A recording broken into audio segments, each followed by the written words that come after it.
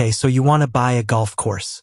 Rolling green fairways, a clubhouse with your name over the door, men in polos handing over cash just to walk your grass for 4 hours. It feels like the most gentlemanly business in the world. Quiet, prestigious, profitable. You picture yourself on the back nine at sunset, checking in on the pro shop, watching membership dues roll in every January like clockwork. That's the fantasy. Here's the reality. Golf courses are one of the most brutal, capital-devouring, water-dependent businesses in all of real estate, and more of them have closed in the last 20 years than have opened. To understand why, you have to understand that a golf course isn't really a sport facility. It's a 150-acre living organism that needs constant medical attention. And if you stop paying its bills for even one season, it starts to die. Before you make a single dollar, you need to survive acquiring the land, because golf courses eat land the way almost nothing else in commercial real estate does. A regulation 18-hole course needs somewhere between 110 and 190 acres depending on layout and terrain. That's before clubhouse, parking, maintenance facilities, or cart paths. In a rural market, that raw acreage might run you a few $1,000,000 total. Near a major metro, where golf courses are often the last big undeveloped parcels left standing, that same footprint can be worth tens of millions purely for its redevelopment potential, which, as we'll get to later, is exactly the problem hiding underneath this entire industry. Buying an existing course is almost always cheaper than building one, and that gap tells you something important about how this business actually works. Building a new 18-hole championship course from scratch, grading the land, installing drainage, shaping greens and bunkers, laying irrigation, growing in the turf, typically runs $8 to $15 million before the clubhouse is even designed. High-end signature courses with dramatic earth-moving or coastal drainage challenges have run well past $30 million. Meanwhile, distressed municipal and semi-private courses across the country, especially in the Rust Belt and parts of the Midwest, have sold for under $1 million, sometimes for a few $100,000, because the buyer isn't paying for golf. They're paying for land banked at a discount, waiting for a better use to come along. That split is the first thing nobody tells you about owning a golf course. You are either buying a working recreation business, or you are buying undervalued land with a very expensive, very demanding tenant sitting on top of it that happens to be made of grass. The price tag tells you almost everything about which one you're getting. Say you've bought your course and the number seemed reasonable. Before you collect a single green fee, there's a layer of costs that blindsides nearly every new owner. First, deferred maintenance. Golf course infrastructure fails quietly and expensively. Irrigation systems installed decades ago corrode underground where you can't see them until a fairway suddenly turns brown in a perfect rectangle. Bunker drainage clogs. Cart paths crack and heave. Bridges over water hazards rust out. If the previous owner was managing for cash flow instead of long-term health, which happens constantly in this industry, you inherit a maintenance bill that can run into the millions before the course plays the way it's supposed to. Second, the irrigation system itself, separate from repairs, is often the single most expensive piece of infrastructure on the property. A full irrigation system replacement for an 18-hole course, pumps, main lines, sprinkler heads, control systems, commonly runs $1 to $2.5 million. And irrigation systems have a lifespan. Most need major renovation or full replacement every 20 to 25 years. If you bought a course with an irrigation system installed in the early 2000s, you're not looking at an if, you're looking at a when. Third, greens. The putting greens are the most delicate, most expensive, most obsessive part of the entire property. A single green can cost $150,000 to $300,000 to properly rebuild if the soil profile, drainage, or turf variety has degraded beyond simple maintenance. Multiply that across 18 greens and you understand why golf course superintendents are treated less like groundskeepers and more like surgeons. Here's where it gets interesting, because the way a golf course actually makes money is far more layered than people pay to play. The first and most obvious layer is green fees, what a non-member pays for a single round. At a public course, that might run $40 to $80. At a high-end daily fee course, it can run $150 to $300 or more, especially with cart and range balls bundled in. This is the layer everyone thinks about, and it's often not even the largest one. The second layer, and for private and semi-private clubs the real engine of the business, is membership dues. Members pay an initiation fee up front, sometimes $10,000 at a modest club, sometimes $250,000 or more at an elite private club, and then pay monthly or annual dues on top of that, regardless of how often they actually play. This is the golf course version of a subscription model, and it's extraordinarily valuable because it's recurring, predictable revenue that doesn't depend on weather or daily foot traffic the way green fees do. A club with 300 members paying $12,000 a year in dues is sitting on $3.6 million of revenue before a single cart rental happens. The third layer is cart and equipment rental, which sounds minor until you look at the margins. A golf cart costs a course maybe $6,000 to $9,000 to purchase or lease annually as part of a fleet contract, and gets rented out dozens of times a week at $15 to $25 per round. Multiply that by thousands of rounds a year and cart fees alone can generate hundreds of thousands of dollars of high-margin income, because the marginal cost of one more cart rental, once the fleet exists, is close to zero. The fourth layer is the pro shop and food and beverage operation, and this is where a lot of courses quietly make or lose their entire year. Merchandise, equipment, apparel, all sold at retail markups similar to any specialty store. But the real money is the clubhouse, restaurant, and bar, and especially banquet and event revenue, weddings, corporate outings, tournaments. A single corporate golf outing booking the whole course for a day, cart, greens fee, lunch, and dinner for 100 people can generate $15,000 to $40,000 in a single event. Courses located near population centers increasingly treat the golf itself as almost a loss leader for the banquet hall behind it. There's a fifth category most people never think about at all. Driving range fees, lesson revenue from resident PGA professionals, club fitting and repair, and increasingly real estate. Many golf courses were built specifically as the amenity anchoring a residential community, and the course operator captures ongoing value not just from golf revenue but from home lot sales, HOA fees, or a cut of every home resale within the development, because golf course frontage adds a real, measurable premium to home values. In some ownership structures, this real estate income dwarfs everything the golf operation itself produces. So far, the course sounds like a business printing money from 5 different directions at once. Now here's the other side of the ledger, and it is enormous. Turf maintenance is a year-round, weather-dependent, chemically intensive operation. Mowing alone, greens mowed daily, fairways multiple times a week, requires a fleet of specialized equipment, each mower costing $20,000 to $70,000, and a full equipment fleet for an 18-hole course commonly represents $500,000 to $1.5 million in capital investment that depreciates and needs periodic replacement. Then there's water, and this is the cost that has quietly destroyed more golf course economics over the last 2 decades than almost anything else. A single 18-hole golf course can use anywhere from 90,000 to over 300,000 gallons of water per day during peak growing season, depending on climate.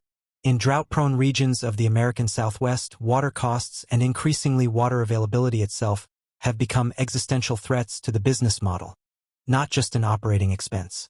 Some municipalities have begun restricting or pricing irrigation water specifically to discourage golf course water use, and courses in these regions have had to spend millions converting to effluent or recycled water systems just to keep operating legally.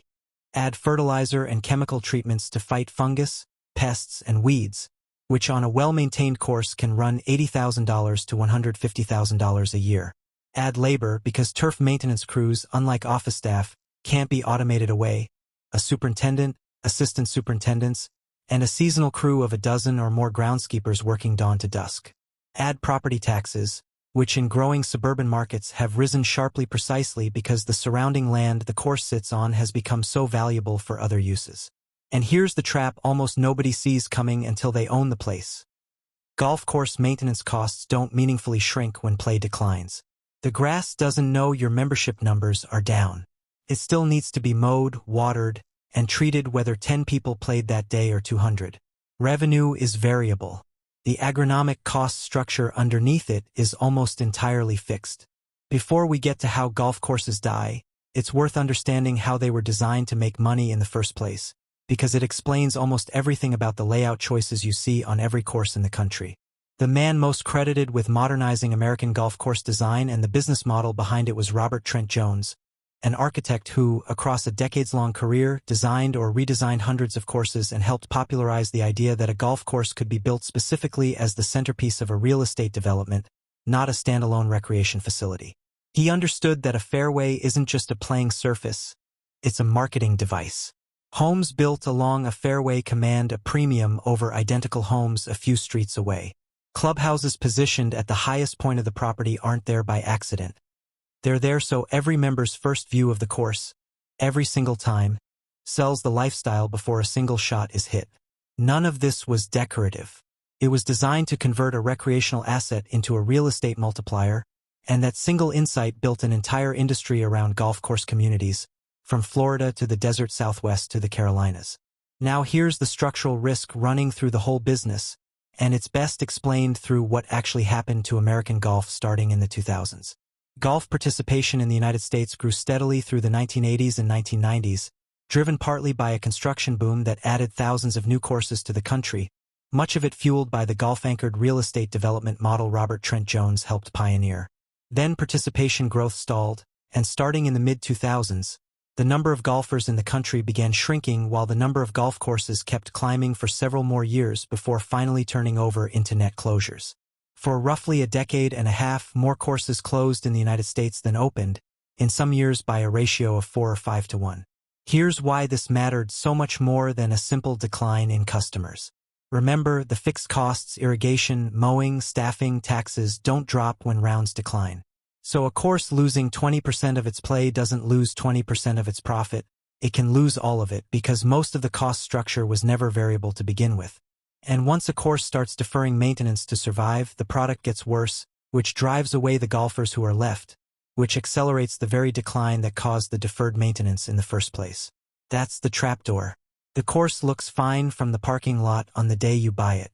But the moment play softens even modestly, the entire financial structure underneath it can shift without you doing anything at all. To understand how this plays out in the real world, it helps to look at one real course from opening day to closure. Take a mid-market daily fee course built in the late 1980s during the boom years, the kind of story that's played out identically in dozens of towns across the country. It opens with a wave of enthusiasm, a packed tee sheet on weekends, a thriving junior golf program, a waiting list for weekend tee times. Through the 1990s, it's a genuine community fixture. Then, starting in the 2000s, three things happen at once. A newer, better capitalized course opens 15 minutes away with a nicer clubhouse and pulls the premium weekend traffic. Younger buyers in the area, facing rising costs and shrinking free time, simply don't take up the game at the rate their parents did. And the course's own irrigation system, now 20 years old, starts failing in sections, turning fairways patchy right as the club can least afford a fix. Rounds decline year over year. To keep cash flowing, the owner cuts the maintenance budget, which makes the course play worse, which accelerates the decline in rounds. Within a decade, the once thriving course is losing money every single year, carrying deferred maintenance bills bigger than what it would cost to simply flatten the property. Eventually, the ownership group sells, not to another golf operator, but to a residential developer, and the fairways become another suburban subdivision. This exact sequence, boom, competition, deferred maintenance, decline, redevelopment, has repeated so many times across the country that housing development where a golf course used to be is now its own recognizable category of American suburb. The decline in participation and the wave of closures didn't happen in a vacuum. They happened alongside a broader shift in how people spend leisure time and leisure money. For most of the 20th century, golf's core product was exclusivity paired with an entire afternoon of unstructured outdoor time, something increasingly hard to sell to a generation with less free time and more entertainment options competing for it. A round of golf takes 4 to 5 hours. That's the entire reason participation among younger demographics lagged so far behind previous generations. Not a lack of interest in the sport itself, but a genuine scarcity of the one resource golf demands more than any other: time. This is why the courses that survived, and eventually thrived again, were often the ones that changed what they were actually selling. Instead of leasing tee times to fewer and fewer traditional golfers, many operators started building shorter, faster formats. 9-hole loops playable in 2 hours, lit driving ranges with games built around technology and scoring, and full entertainment venues attached to the range itself, complete with food, drinks, and music, aimed explicitly at people who had never picked up a club competitively in their life. The underlying idea is simple even if executing it is expensive. Golf used to sell a full day. The operators who survived started selling an hour. So does owning a golf course actually work as a business? The honest answer depends entirely on which course, and the gap between the good outcome and the bad outcome is enormous. In the optimistic scenario, you own a well-located course with a strong membership base, a real estate community around it generating ongoing HOA and resale revenue, healthy banquet and event bookings, and modern water-efficient irrigation.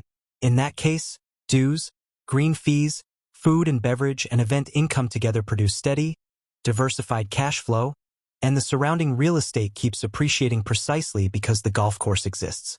This is the outcome that turned golf course communities into some of the most valuable residential real estate categories in the country. And it's the outcome men like Robert Trent Jones built an entire design philosophy around. In the realistic bad year scenario, your irrigation system fails mid-season right as a drought restricts your water allocation. Rounds drop 15% because a newer course opened nearby. You cut the maintenance budget to preserve cash, and the course starts to visibly decline, which drives away the members you have left. Meanwhile, property taxes, insurance, and fixed labor costs keep climbing regardless of how many people played that month. The gap between these 2 years, for the exact same piece of land, can be the difference between an appreciating asset and a course quietly heading toward the bulldozer. Here's something that puzzles people who look only at the operating economics. Why do wealthy individuals and private equity real estate funds still buy golf courses at prices that no standalone golf operation could ever justify on rounds and dues alone? The answer, in almost every case, is the land underneath the grass. A golf course near a growing suburb often represents one of the last large, contiguous, already cleared parcels available for residential development. Buyers acquire the course not to run it as golf indefinitely, but because owning 150 flat, entitled acres near a desirable school district is worth far more as future housing than as 18 holes. Some buyers run the course exactly as is for years, collecting whatever cash flow it generates, purely to hold the asset while they work through zoning and entitlement changes. Others buy distressed private clubs specifically for the prestige and social capital of ownership, treating the operating losses as the cost of belonging to a very exclusive kind of club themselves, the kind where you own the clubhouse instead of just your locker in it. Let's build a realistic scenario. A semi-private course near a mid-sized city, 150 acres, purchased for $4 million including clubhouse and equipment. Renovating the aging irrigation system and resurfacing the worst greens costs $1.5 million upfront. You carry 250 members paying an average of $3,200 a year in dues, generating $800,000. Green fees from public play add another $600,000. Food, beverage, and event bookings bring in $450,000. Cart rentals and pro shop sales add another $200,000. Total revenue, roughly $2.05 million. Against that, turf maintenance, water, chemicals, and equipment run $650,000. Staff, including the superintendent's crew, pro shop, and clubhouse, runs $700,000. Property taxes, insurance, and utilities add another $300,000. Total operating costs, roughly $1.65 million. Net operating income, around $400,000, against an all-in investment of $5.50, a return of roughly 7% in a good year, before accounting for the land's slow, steady appreciation as the surrounding suburb keeps growing toward it. In a bad year, one irrigation failure, one wet spring that cuts playable days by a month, one new competitor course down the road pulling away 10% of your membership, and that $400,000 can evaporate into a loss just as easily, because almost none of the cost side moves with it. A golf course looks, from the clubhouse window, like a recreation business. From the ownership side, it's actually a very expensive, very slow-growing agricultural operation wearing a country club's clothing, sitting on top of some of the most valuable undeveloped land left in most American towns. The grass doesn't care about your membership numbers. The irrigation system doesn't care about your cash flow projections. And the land underneath both of them, quietly, is very often worth more than the game being played on top of it. The course isn't really the business. The ground it's sitting on is.